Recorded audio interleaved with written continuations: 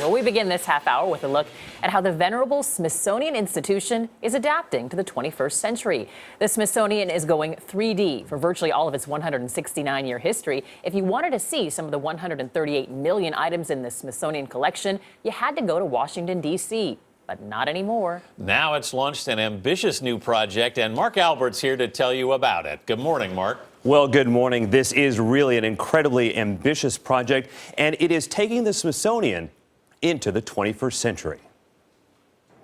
In the bright atrium of the National Air and Space Museum in Washington, two men are using light to stop time. Perfect.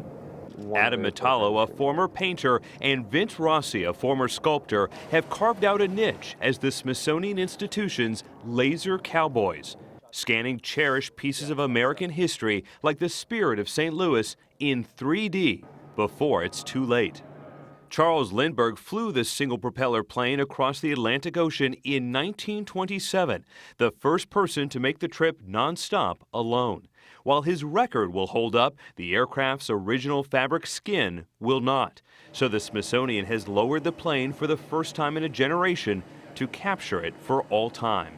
So here we have a preview of the Spirit of St. Louis in the background. A single 20-minute, 180-degree scan records 5 to 10 million measurements. The museum will then fuse those with traditional photography.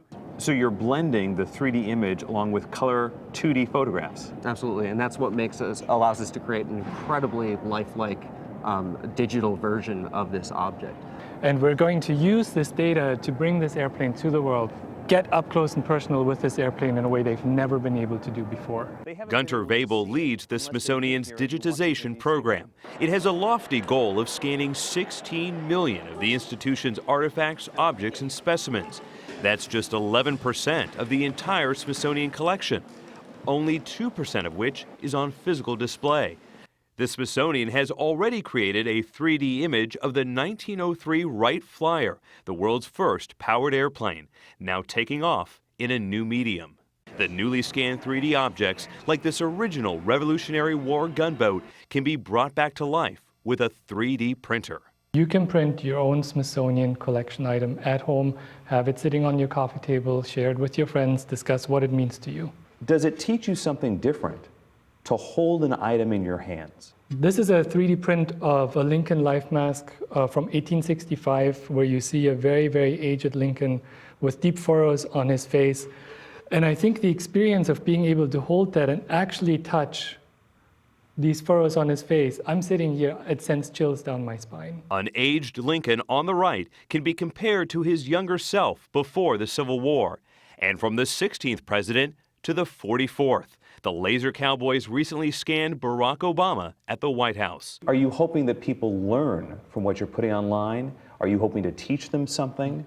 What is your goal? I think to provide people with the raw material to tell their own stories, and also to feed scientists the data they need in order to make new discoveries and address vital questions such as why are bee colonies collapsing in the United States? If we zoom in here to this bumblebee, you can see Oh my.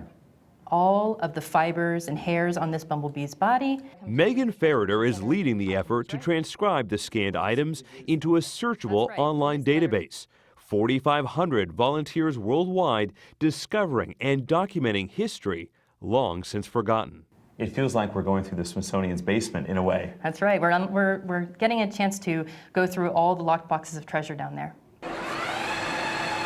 The bee specimens and items never before seen publicly, like these proof sheets of century-old currency, speed through the first scanning assembly line of its kind at a U.S. museum. So we used to be able to do a few dozen of these sheets a day. Now we can do 3,000 to 4,000 a day. The resolution is sharp and the insights are clear. If history is a collection of treasures or moments, the Smithsonian hopes the light of a 3D scanner can do what our memories cannot: preserve the past long into the future. Have you ever wondered what James Smithson would think about your efforts to digitize the collection that was founded in his name in 1846? I think James Smithson would absolutely have loved it. He understood that when information gets shared, science gets better.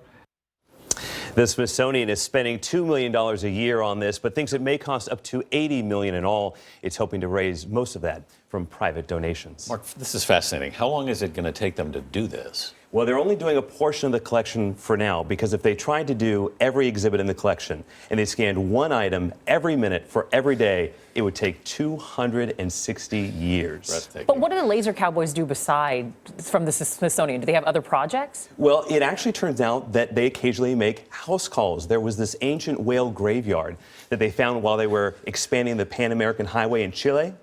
So they flew down there because the construction wasn't going to stop. 3D scanned this entire whale graveyard, and now scientists can have it forever to study.